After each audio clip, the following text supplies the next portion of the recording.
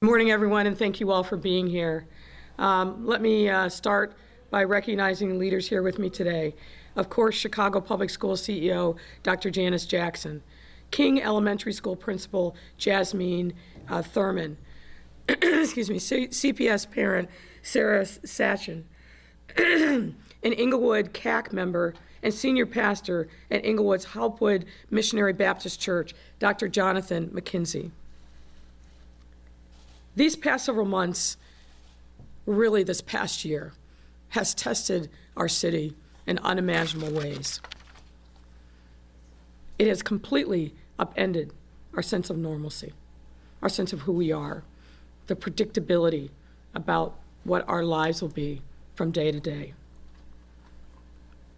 But it has also created an opportunity for us to come together and find sustainable solutions to the challenges that we face, that we have not faced for decades, but are now front and center, that the pandemic has exposed.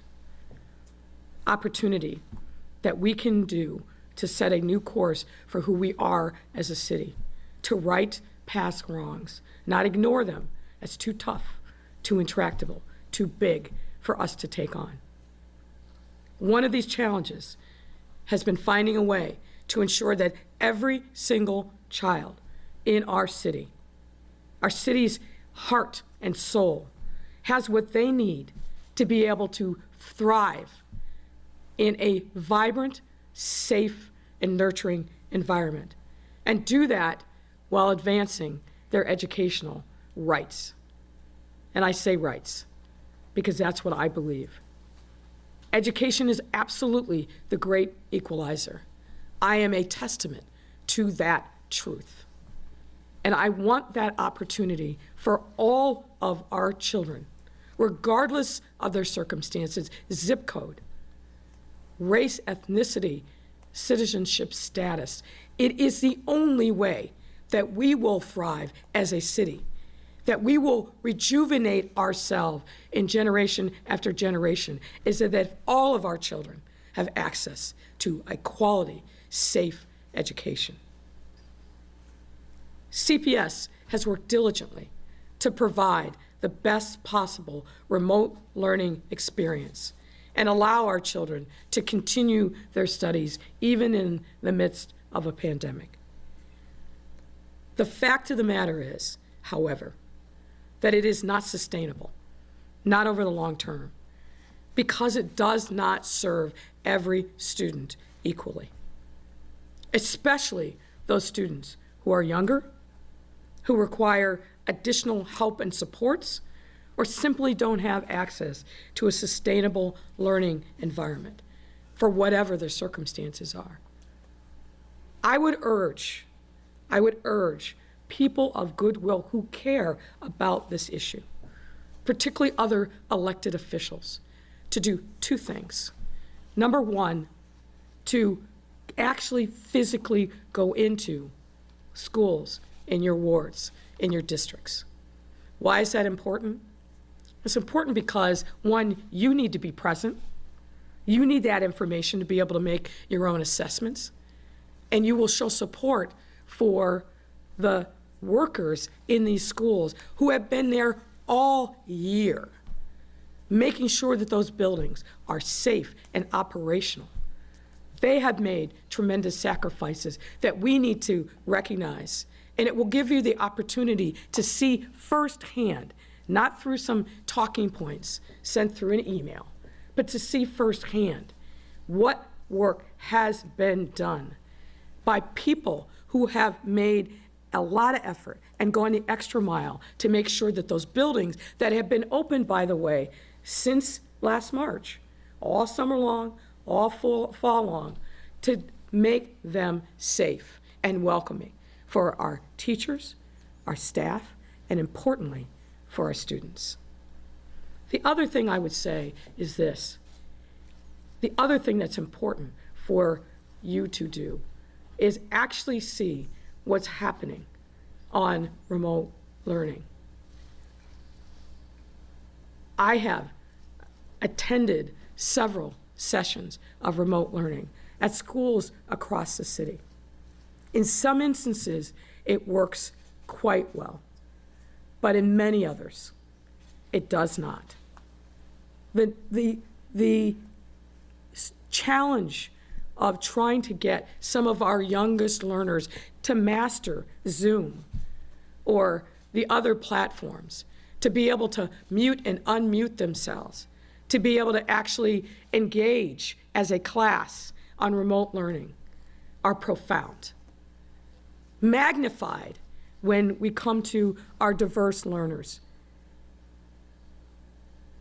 Remote learning works for some who have a lot of support, who have a parent or adult at home, who can help them stay focused, who can help them with the technological glitches that invariably come. It does not work absent that kind of support and environment. And why we are here today is to talk about the necessity of giving our parents and our students the option to come back to in-person learning. What's gotten lost in a lot of the noise here is it's an option. And 77,000 of our parents of pre-K and our diverse learners have said, I would like to come back. And we have an obligation to support that selection, that choice. And we have and we will. We're here today to talk about the extensive preparations that we've made to welcome our pre-K and cluster students back to the classroom on Monday. Everything that we've done over the past several months to respond to COVID-19 has been based not only on our public health data, but driven by our values of equity and inclusion, the necessity of making sure that none of our students fall behind, that the education achievement gap does not widen during this pandemic, as we fear that it has every day. That's why creating a pipeline to in-person learning is absolutely essential and core to who we must be if we truly believe that education is the pathway and the great equalizer that I know it to be, having lived that life myself. In welcoming our youngest and highest need students back to the classroom, especially those who are Black and Latinx, we are restoring their access to high-quality in-person instruction in a way that balances our commitment to equity with our current public health situation. As with any public health gathering during a pandemic, there is simply no possibility of creating an entirely risk-free environment. Living in our homes with masks is a risk environment. Going outside of our homes, even to collect the newspaper in the morning or our mail, creates a risk. So this is about mitigating that risk that we all live with every single day. I know that I speak for Dr. Jackson and her team when I say that the health of our students and their families, and of course our members of our school community, is our #1 priority, as it should be. And we will continue to work around the clock to do everything possible to mitigate any potential risk in any school environment because of that commitment to that #1 priority. And I want to take a moment to dispel a couple of some of the biggest myths that are floating around our return to in-person instruction, which Dr. Jackson will go into in more detail. Myth #1. That proper PPE won't be supplied to students and staff. Utterly false. This is simply not the case. I've been in those schools myself. I've seen the bundles of masks and other equipment that are available for teachers, for staff, and importantly, for students. And that's in addition to the other layers of protective measures, such as daily health screenings. Another myth is that many of our schools lack proper ventilation, when in fact, thanks to an $8.5 million investment, every classroom and front office that will be used during this time will be equipped with its own HEPA purifier. These purifiers filter over 99.99% of airborne viruses, bacteria, and mold. And this investment comes after CPS conducted a multi-stage ventilation and air quality assessment back in the fall to ensure buildings are properly ventilated. It's thanks to measures like these, along with the success we're seeing at our city's private and parochial schools, that have already resumed in-person learning and have been doing it for months, that we are confident in our ability to support our students Monday and every day moving forward. Let me also just say this. Of course, because of the great public health infrastructure that we have in this city, which we know is a luxury that many communities do not have, even in our surrounding suburban communities. We have some of the greatest minds in public health in the country, if not the world, who are here in Chicago and who have been our partners every single way on this journey with public schools. Not only have they looked at the international and national studies about what is happening in the school setting, in schools where there is in-person learning, and taking that knowledge and applying it here in Chicago, we also have the benefit of being in partnership with the other schools that exist here in Chicago, the parochial schools, the other private schools, the charter schools. Many of these schools are in exactly the same neighborhoods as our CPS schools.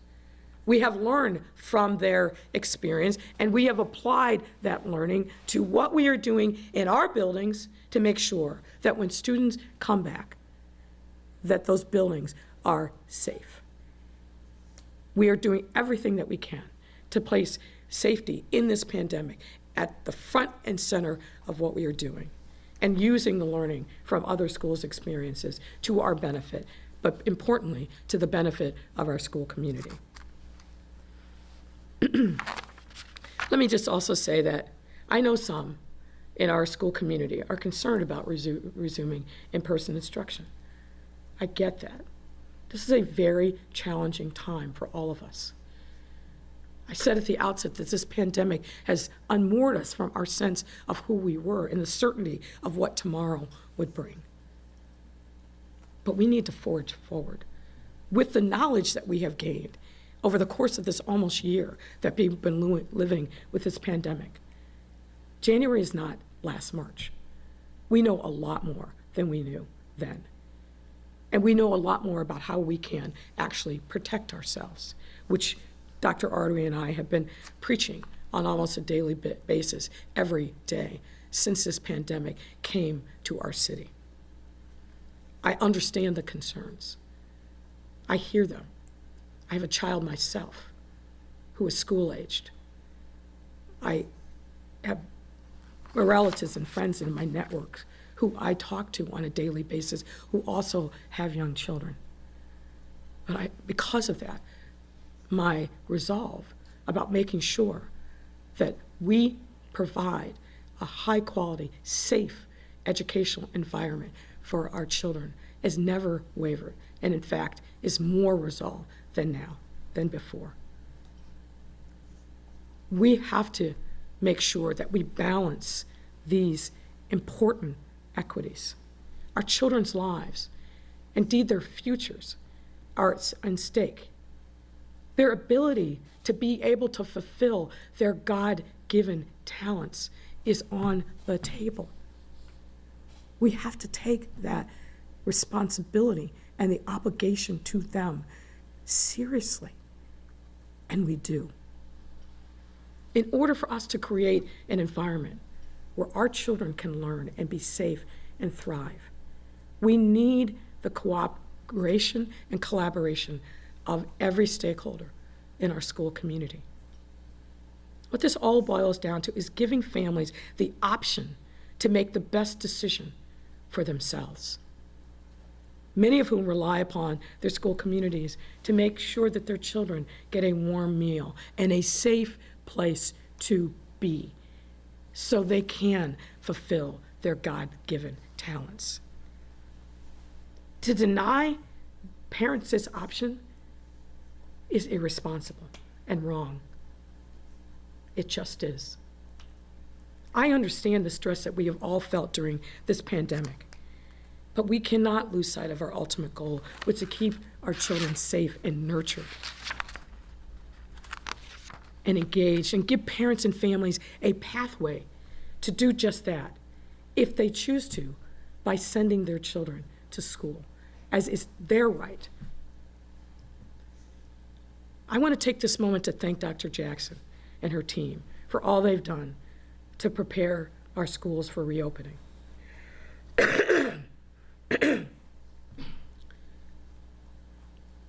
I have a sense of the sacrifices they've made. I know how heavily this decision weighs upon all of them, and we do owe them a debt of thanks and gratitude. In this time, this unusual time that has upended everything, public service is challenging and daunting and hard.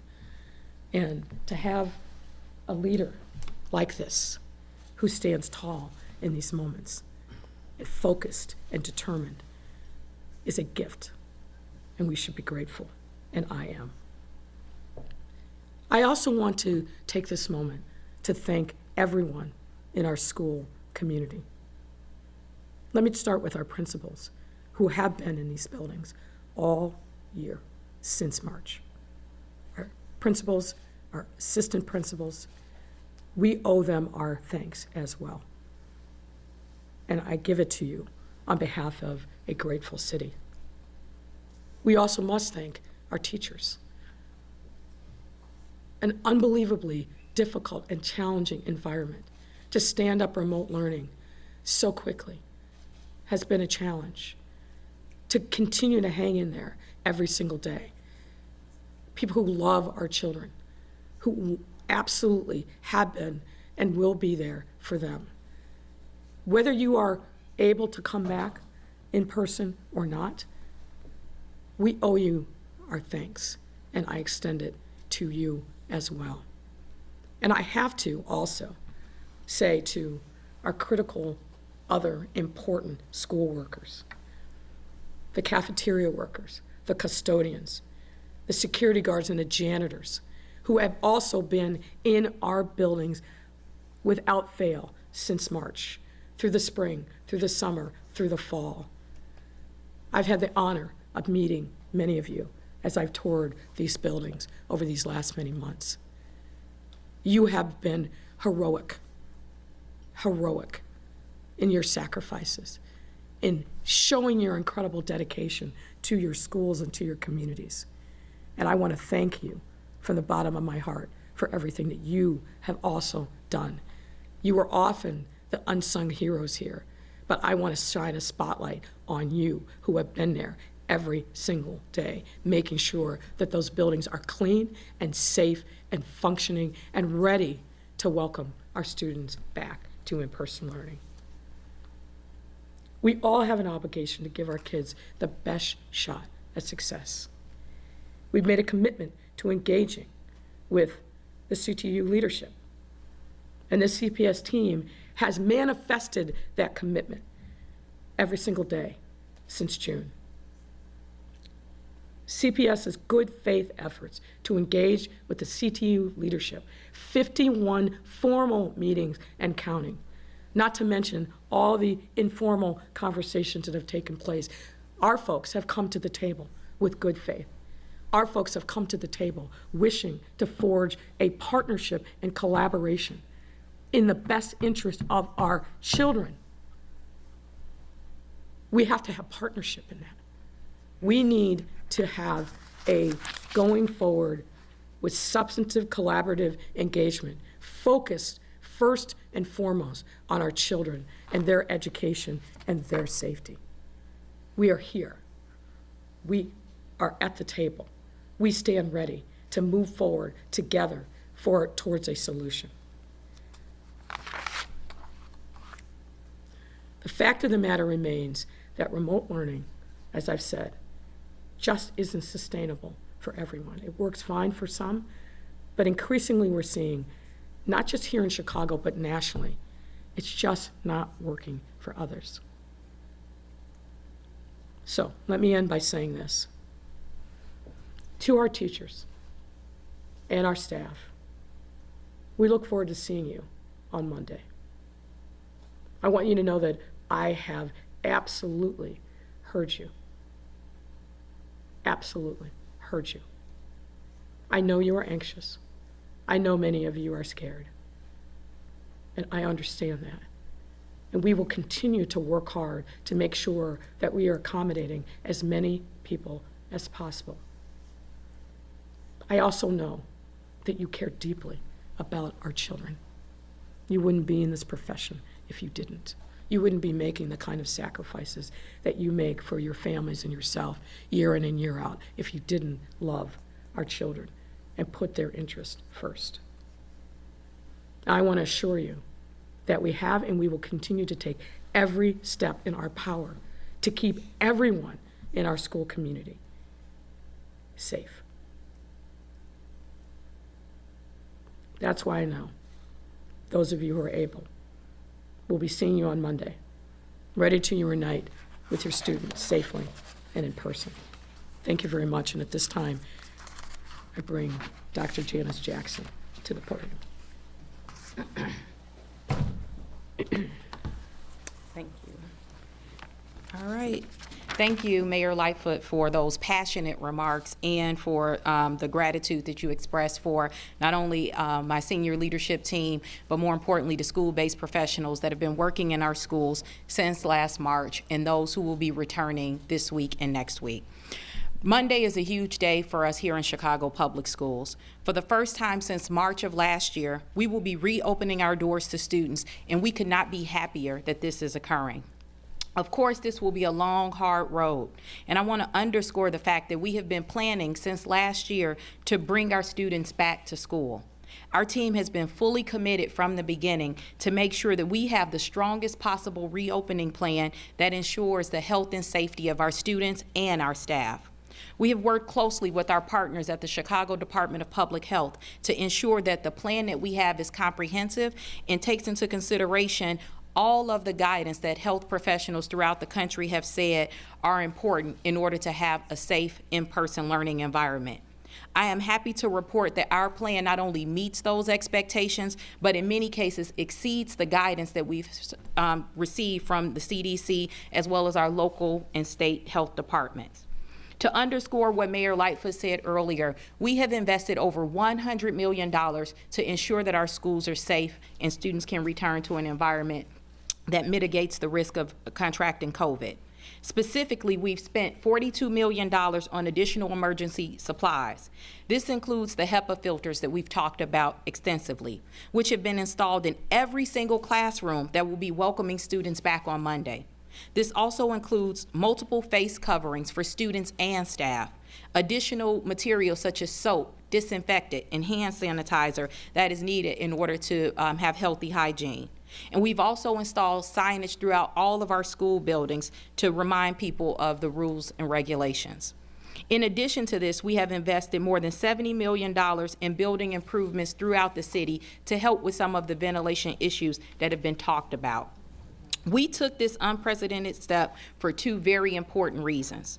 The first reason is our students, most of whom are Black and Latinx.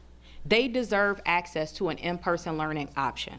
We have seen throughout this pandemic, attendance, enrollment, and grades drop dramatically. And no one is more hardest hit than our African American students on the south and west side of Chicago. They are struggling to make remote learning work for reasons that are beyond their control. This is especially true for our youngest students and students with disabilities who need significant support from an adult in order to make remote learning work. For many of these students, their parents are themselves the essential workers that we have been applauding throughout this pandemic. And many of them cannot stay home throughout the day to help their students learn in a remote environment. And for that reason, we must reopen our doors and give them an option. Second, we know that with the right mitigation strategies, our schools are safe. Schools in Chicago, throughout the state, throughout the country, and in fact throughout the world, have been operating safely with the right mitigation strategies in place.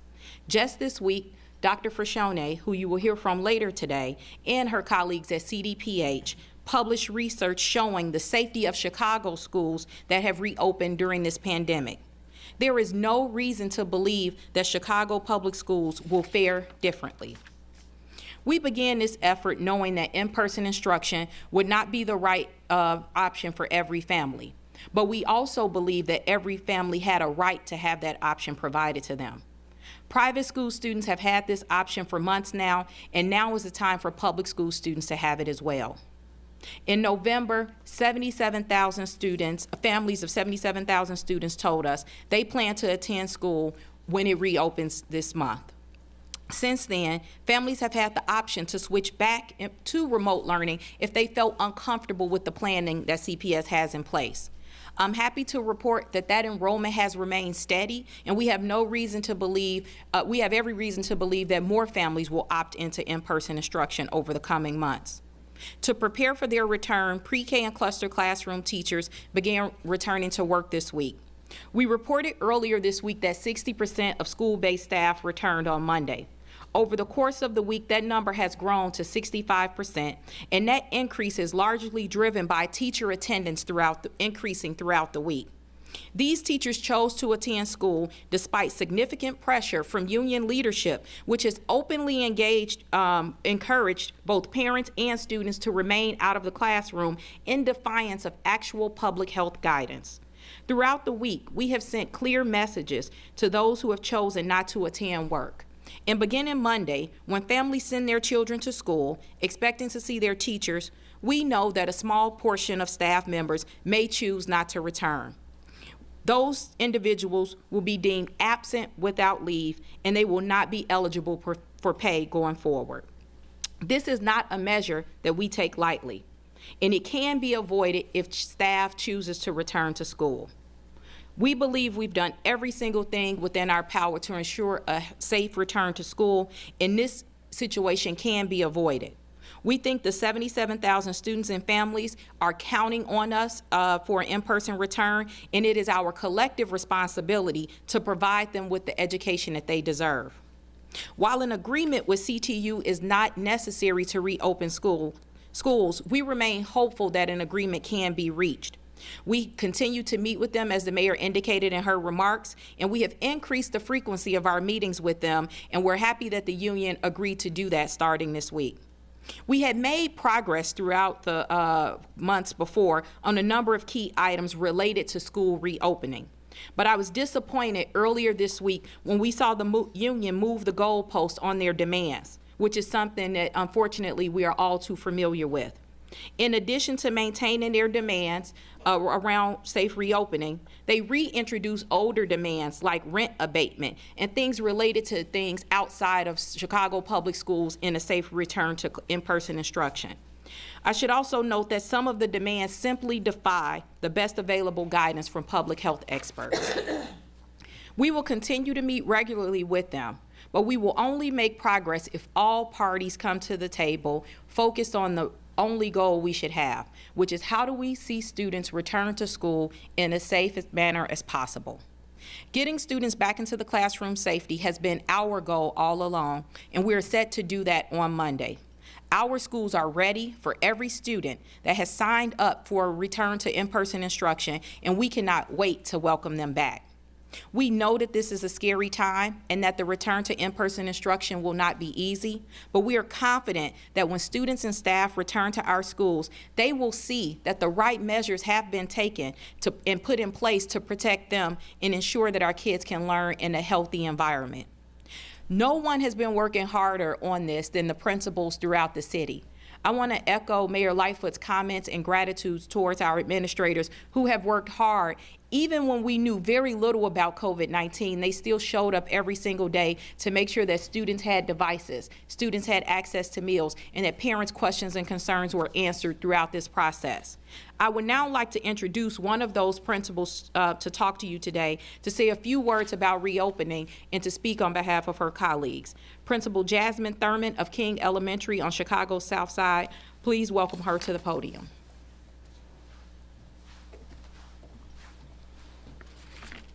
Great morning, everyone. My name is Jasmine Thurmond, and I am a proud principal in Chicago's Inglewood community at King Elementary School, also known as King Academy of Social Justice, where our theme for this year is Chase Greatness Together. It has been nearly 300 days since students have been in our classrooms at King Academy learning. As a principal, it's a reality that has been extremely challenging, but it has reinvigorated my love and commitment to my students, families, and community. While there are several challenges I could focus on, I want to highlight some successes. After the civil unrest in May, with the support of our Network 11 chief, Julius Lawson, our school mobilized students, families, and staff to carry out a socially distant community cleanup day. In June, we graduated an amazing group of 8th graders who headed to high school. In September, we welcomed our new and eager pre-K students and their families into the King family. Just before winter break, we provided all of our students with holiday gifts and winter coats. In addition, we recognized about 150 students for achieving perfect attendance that week, which is certainly leaps and bounds ahead of where we were at the beginning of the school year. The resilience of my students and my team has been incredible, but as a principal, it's painful to know deep down that remote learning is not working for every student and family, especially the ones who look like me. Therefore, as we approach nearly a full year since we've shifted to remote learning, I believe it's important for my school to start taking steps toward bringing our students back to King. Each step empowers my parents to choose the learning model that will help their child reach their full potential. Most of these steps have already occurred, and they're largely connected to safety. My school building is already filled with signage, hand sanitizer dispensers, shields, and other materials that will help keep students and staff safe.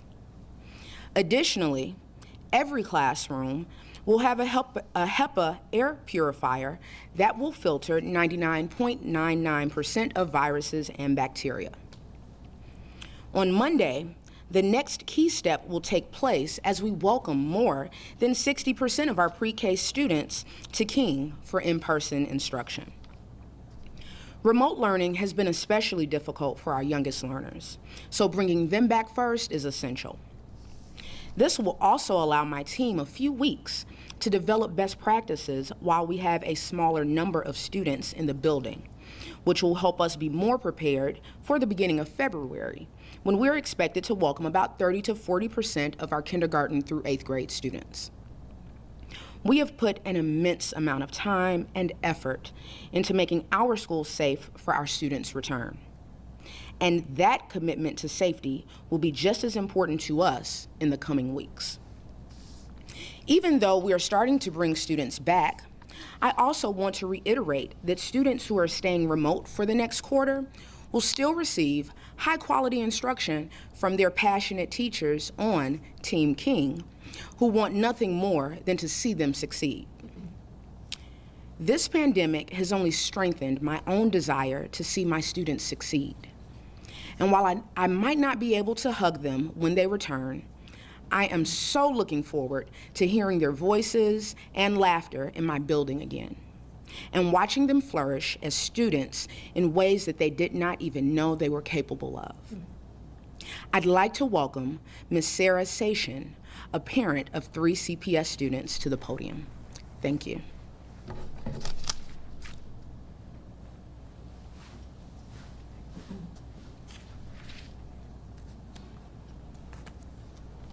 Good morning. My name is Sarah Sation, and I am a CPS parent. Thank you to CPS for the opportunity to speak today. Thank you to the mayor.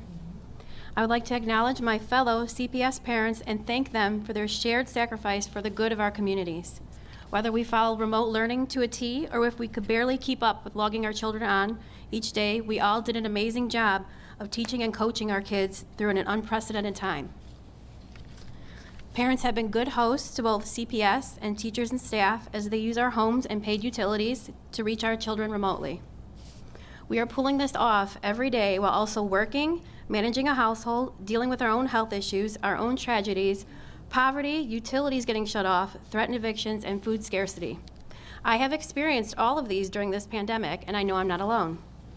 So from one parent to another in the city, thank you. Parents have gone through it, and we're still going through it.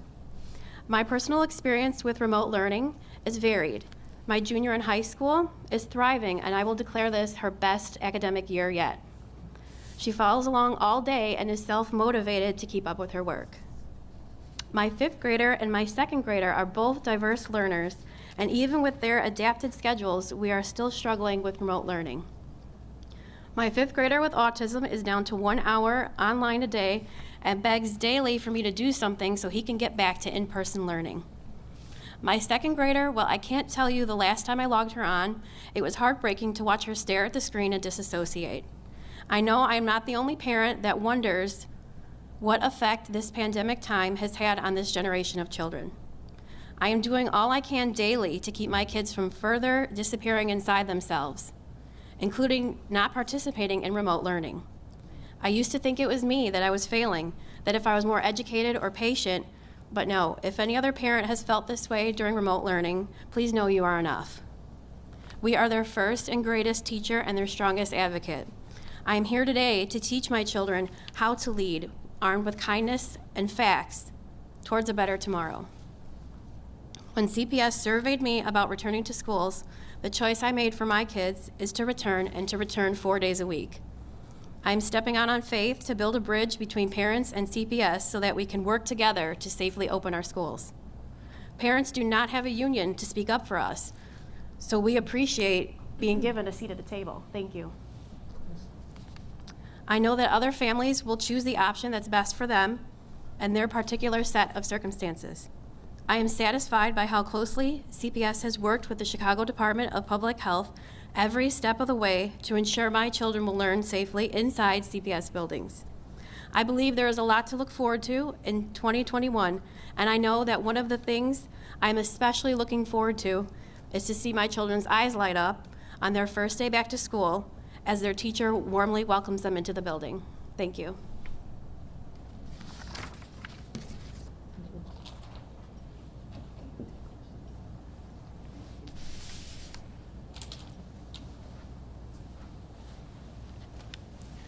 Well, good morning. My name is Dr. Jonathan McKenzie. I'm the Chief Executive Officer for the Family-Centered Educational Agency and pastor of the Hopewell Missionary Baptist Church located in Englewood, Illinois. I'm a man of faith, therefore I walk by faith and not by sight. However, I'd be lying to you if I said I like what I'm seeing, and I don't. I don't like seeing students out of school during the day begging for money along the side of the expressway during the 10 o'clock hour. That's something that I've personally seen and observed on a continuous basis. I don't like seeing students struggle. I went to Fuller Elementary School and later on Chicago Vocational High School, and I'm very familiar with struggling and academically being behind. And so for that reason, I am here. And I understand and know that it's not enough just to have faith, but faith without works is dead. And therefore, I have been working with Chicago Public Schools and others in the faith-based community to provide support to CPS, because I don't see this as a CPS issue, one that they are to handle solely by themselves. We in the faith-based community have to be a part of the solution. We have to be relevant during this time. And so I've said to members of my church, as well as others, that we will be remembered for what we did during this time of crisis and what we did not do. And so we have invested, in my church, we've invested about $70,000 into a safe haven space for children to support CPS schools and the mayor and others, children who need help and during after school hours. We've invested in electrostatic magnetic guns that shoot solution to clean the facility, as well as ozone generating machines and ultraviolet light machines to assist with making sure we have a safe environment And we've also invested in toys. We gave out we served 700 children during the winter break. And we didn't just give them toys, but we gave them educational games such as leapfrogs and leap pads, because we recognize that they're falling behind. And so I want to be a part of the solution. A church just should not be open on Sundays. It can be open 7 days a week, and we want to be relevant. And so with that in mind, I'm asking others in the faith-based community who have already been giving services to students to continue to do that. And those of us who are not giving those services, I encourage you to strongly consider thinking about how you can be a part of the solution as a part and addressing this particular problem. So thank you, Mayor Lightfoot. Thank you, Dr. Jackson, for this opportunity. And I think Mayor Lightfoot will take some questions now. Or... Thank you for serving me up. You're welcome.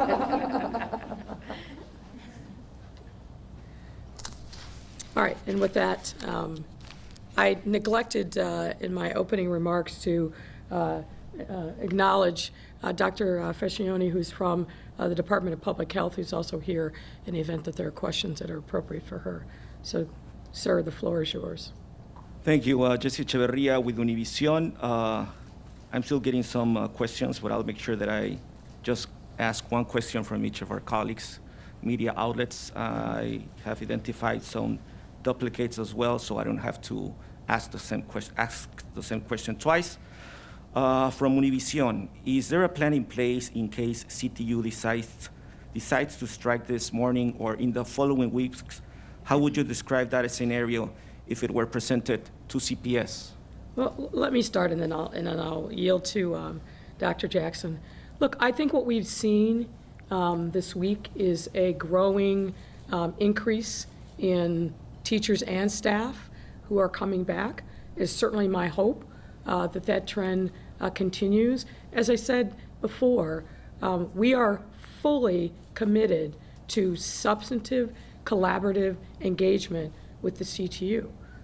We all have to come to the table in good faith. The only issue, as far as I'm concerned, that's on that table is how do we safely bring students back and give parents options. And obviously, in bringing students back, increase the supports for the entire school community. Those are the only issues that are on the table. You know, other non-education issues, whether they may be important in another context or not, but things like defunding the police, things like issues on affordability of housing, those are issues that are outside of CPS's domain to address. We need to be focused on the education of our children. 51 and counting meetings, formal meetings, since June. I think evidences a strong commitment to getting something done, having substantive, collaborative partnership focused on our children. Are you confident that you have enough teachers and staff in place to allow students to return to class on Monday?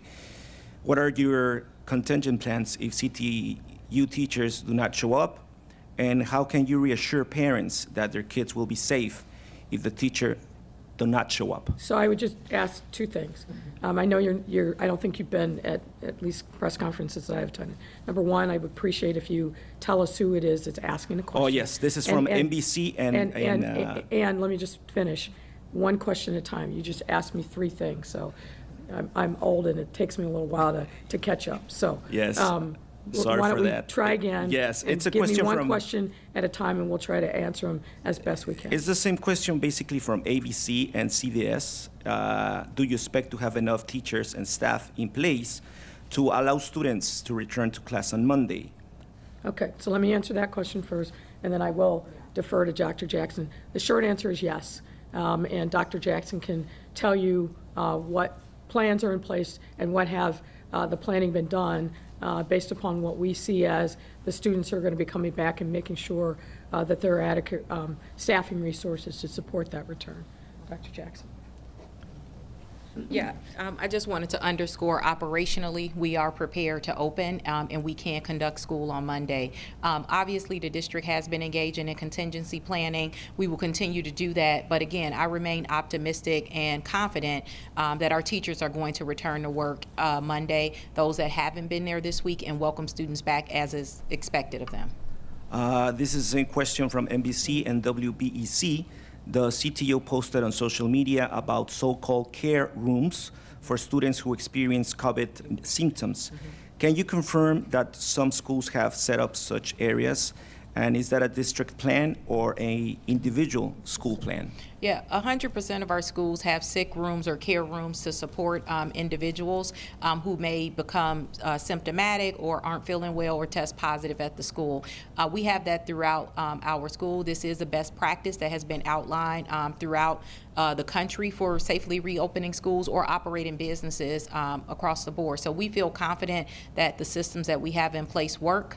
I believe that there was some conversation around some schools where capacity is limited. These are schools that have a large number of students that are expected to return, and we have put in, as a last resort, some of those same infrastructure structures that hospitals are using throughout this country when there's overflow. So again, we feel that that this is going to be managed, but we did have a handful of schools whose capacity is such that they needed an additional layer of support should they see people who are symptomatic that need to wait either to be picked up from a parent or wait for tests to come back, et cetera.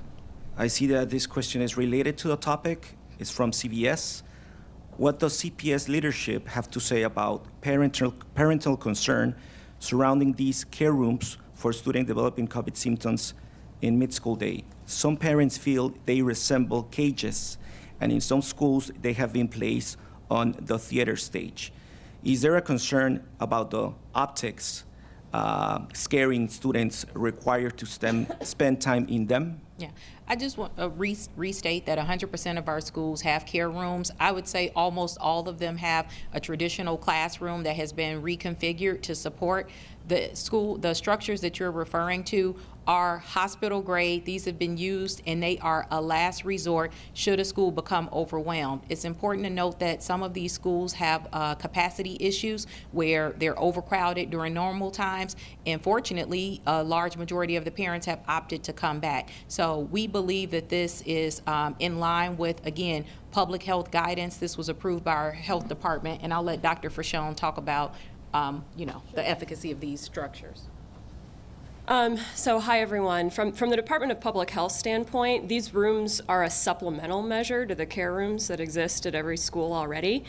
The intent from talking with the Office of Student Health and Wellness was that instead of having children socially distanced in a large auditorium, which you could not clean and disinfect afterwards, that these cubes were the better option.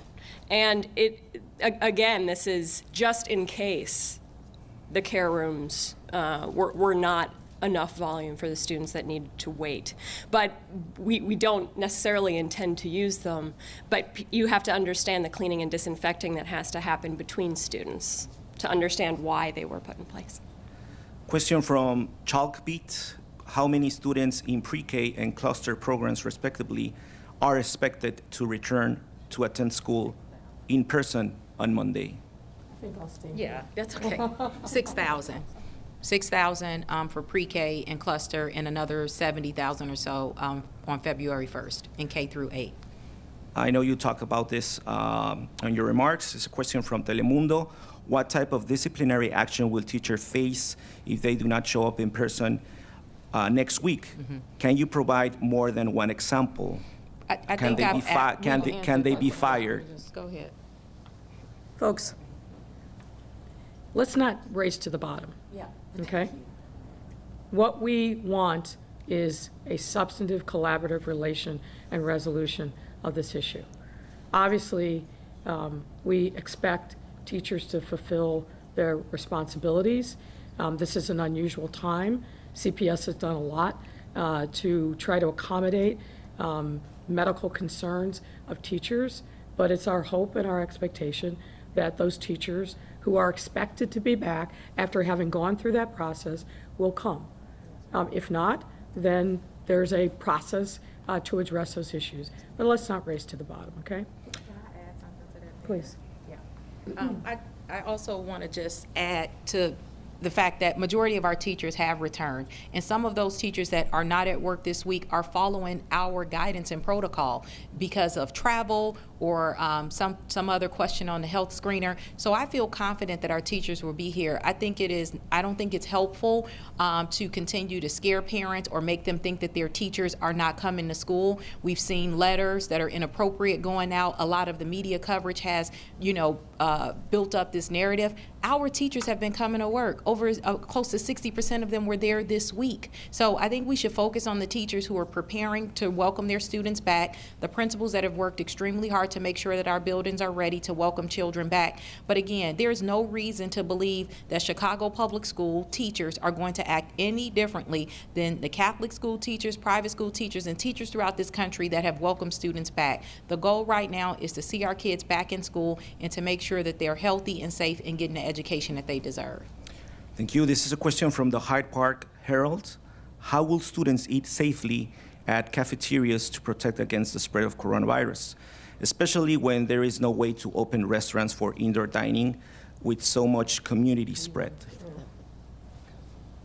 I'll start and then I'll invite Dr. Jackson. Folks, we've been feeding our children safely since March. Probably at this point, millions of meals. Our cafeteria workers have been well trained. They have taken all kinds of safety precautions.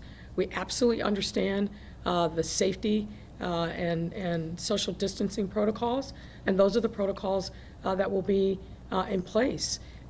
Schools have cafeterias. They've been producing food, healthy food, and feeding our students since March, all spring, all summer, all fall, and they will continue to do that. That's why I took time in my opening remarks to specifically focus on those workers who have been tireless in their efforts to make sure that they are doing their part to provide safety and nurturing environments for our students. Again, I would really strongly encourage you folks, particularly those in the media who have questions, take a look, go to the schools, see what's happening.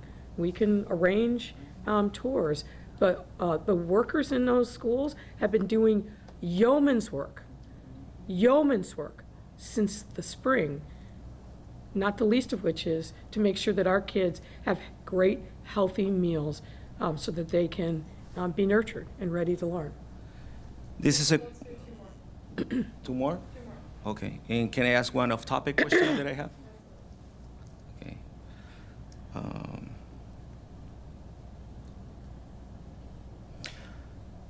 From Amy Jacobson, WIND, this morning the CDC came out with a study saying it's more dangerous for the spread of COVID at home, and again that schools are safe. There are 103,000 Chicago Public Schools high schoolers who have been left out of the reopening plan. Why? Hold on. Dr. Jackson. One of the things that's important to note is that our plan is a phase-in plan. So we're starting with the students who need the most support, our pre-K students and students in cluster programs, but we're absolutely still having conversations with high school principals and network chiefs around how we can see a return to in-person instruction for our high schoolers. There are additional complications at the high school level with regard to pods because kids move about classes so often. But again, our plan, just to be clear, is to see a return to in-person instruction for all students and all staff. We're just at the beginning phase of that plan. So I would say to Amy to stay tuned. A question from journalist Don Rees. With a 7-day rolling COVID positivity rate at 10.5%, up from 8.7% the prior week, why is the metric of an 18-day doubling rate being used, and that metric, along with the 400 daily rate of infections metric, not longer being used? Yeah, thank you for asking that question. So in terms of how our understanding of the data around COVID has changed since we made public health metrics in the spring and in the summer, one thing that we've learned a great deal about is how the numbers actually impact schools. So when we look at the curve and the epidemiologic curve of this virus, so how many cases we have per day with our immense testing infrastructure that has been set up in this city, we see that we peaked in November.